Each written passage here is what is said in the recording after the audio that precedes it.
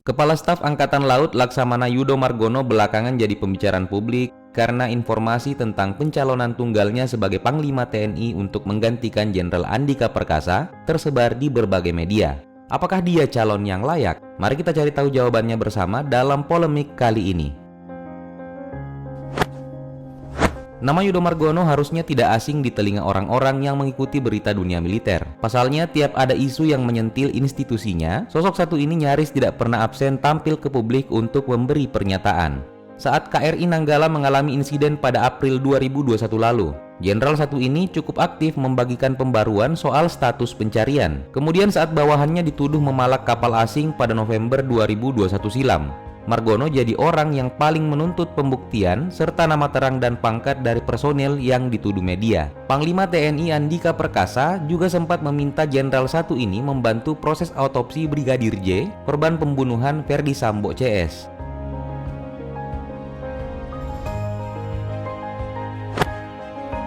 Yudo Margono sendiri bisa dibilang berbeda dari kebanyakan petinggi militer sepantarannya. Dia tidak punya latar belakang ketentaraan ataupun konglomerat dalam keluarga. Sejak lahir pada 26 November 1965 di Desa Garon, Kecamatan Balerejo, Kabupaten Madiun, dia tidak pernah meninggalkan kampung dan tumbuh dalam keluarga petani biasa. Latar pendidikannya juga tidak begitu istimewa. Untuk pendidikan dasar, Yudo lulus di SDN 02 Garon, sedangkan di tingkat menengah atas dia adalah lulusan SMA Negeri 1 Mejayan. Kamu yang nonton mungkin salah satu juniornya.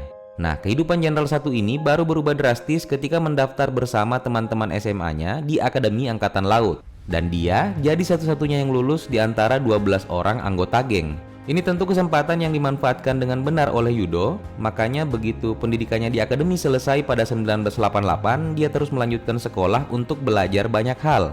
Mulai dari mendaftar kuliah di Universitas Krishna Dwi Payana, hingga menjalani berbagai pendidikan militer tingkat lanjut, macam kursus Korbantem pada 1989, kursus perencanaan operasi amfibi pada 1990, kursus pariksa pada 1992, Dispekspa Kom Angkatan 6 dalam rentang 1992 hingga 1993, lalu di Kelapa II Kom Angkatan 11 selama mediu 1997 hingga 1998, kemudian Seskoal Angkatan 40 pada 2003, Sesko TNI Angkatan 38 pada 2011, hingga Lemhanas RI PPRA Angkatan 52 pada 2014. Yudo sendiri juga sudah menikah dengan polwan berpangkat AKBP Veronica Yulis Prihayati. Dan dari pasangannya ini, dia dikaruniai 3 anak, Novendi Wirayoga, Ditya Wira Adibrata, serta Noval Wira Abiyuda.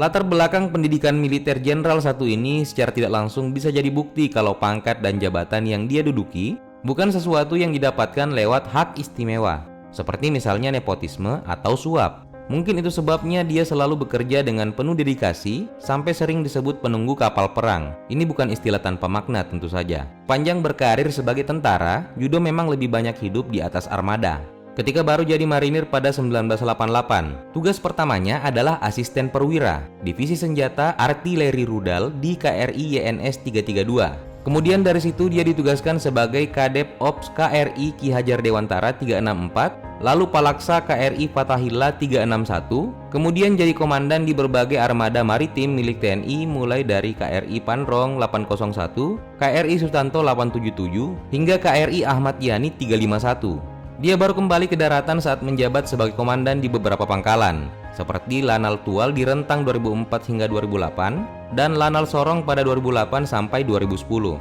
Kemudian dari situ dia menghabiskan 4 tahun masa tugas selama 2019 hingga 2014 sebagai komandan Satuan Kapal Cepat atau Satkat di Koarmatim. Di rentang ini, Yudo merangkap jadi Kolat Koarmabar tepatnya selama 2012 hingga 2014. Dan setelah itu terus mengisi berbagai posisi penting seperti Paban 2 Opslat Sopsal pada 2014 hingga 2015, lalu Komandan Lantamal 1 Belawan di 2015 sampai 2016, Kepala Staf Koarmabar pada 2016 hingga 2017, Pangkolin Lamil di rentang 2017 hingga 2018, Pangkoarmabar selama 2018, Pangkoarmabar 1 dari 2018 sampai 2019, Pangkongap Wilhan 1 di 2019 sampai 2020, hingga jadi Kepala Staf Angkatan Laut pada 2020 lalu.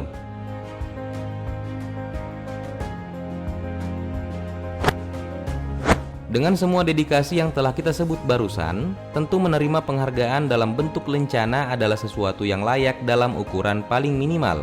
Makanya saat melihat Yudo tampil dalam pakaian dinas, kamu mungkin akan melihat 9 tanda bintang penghormatan dari bintang Dharma, Jalasena Utama, Pratama, dan Naraya, lalu Kartika Eka Paksi Utama, Swabhuana Paksa Utama, Bayangkara Utama, hingga Yuda Dharma Utama dan Naraya. Yudo juga adalah penerima 9 lencana satya dari Dharma Samudra dan Nusa, kemudian Wira Nusa dan Dharma, lalu kesetiaan 8, 16, dan 24 tahun, hingga Dwidyasista dan kebaktian sosial. Semua ini masih ditambah dengan 2 penghargaan internasional, yaitu Pengingat Jasa Gemilang, Tentera dari pemerintah Singapura, serta Honorary Member of the Order of Australia, Military Division dari pemerintah negeri Kangguru. Di luar ini tentu masih ada lagi. Itu adalah 11 tanda keahlian atau brevet sebagai pengakuan untuk keterampilan atas air, Selam TNI Angkatan Laut, Kavaleri Marinir kelas 1, Hiu Kencana, Komandan Pasukan Katak, Kesehatan TNI Angkatan Laut, Trimedia atau Taifib, PTAL atau Denjaka, Kehormatan Hidrooceanografi, Penerbang TNI Angkatan Udara, serta Penerbal. Namun untuk disebut sebagai pencapaian, deretan lencana seperti barusan sebenarnya hanya simbol saja. Karena hal yang sesungguhnya membuat nama Yudo Margono terkenal justru tidak jauh-jauh dari keberhasilannya dalam menjalankan tugas. Misalnya menemukan bangkai pesawat Lion Air JT-160 yang jatuh di perairan Laut Jawa pada 2019, lalu mengusir kapal Cina yang menangkap ikan secara ilegal di wilayah zona ekonomi eksklusif Indonesia pada awal 2020, hingga menangani 188 WNI di kapal World Dream yang pulang dari Wuhan, Cina di Natuna, sebagai langkah untuk mencegah penyebaran COVID-19 yang saat itu baru mulai merebak.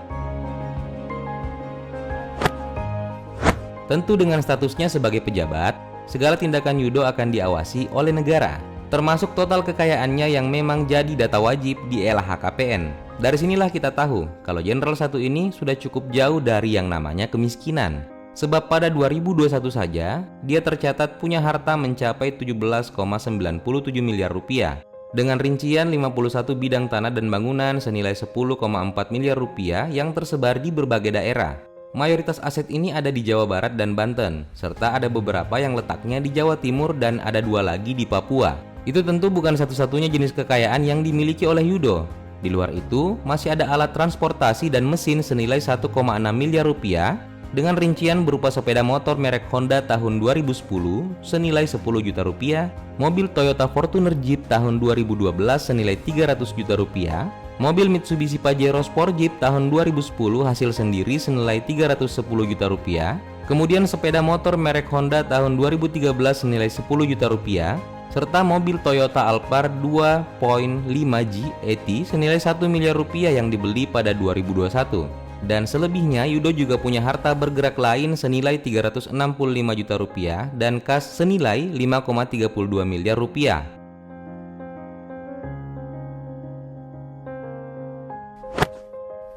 Ya, kita memang perlu tahu beberapa detail kecil tentang sosok satu ini, karena setelah informasi pertemuannya dengan Mensesnek Pratikno tersebar ke media, ditambah penunjukan tunggal yang dilakukan oleh Presiden Jokowi, maka sudah bisa dipastikan kalau di atas kertas, Yudo Margono akan mengakhiri penantian 10 tahun dari Matra Laut TNI untuk kembali menduduki jabatan tertinggi militer sebagai Panglima TNI.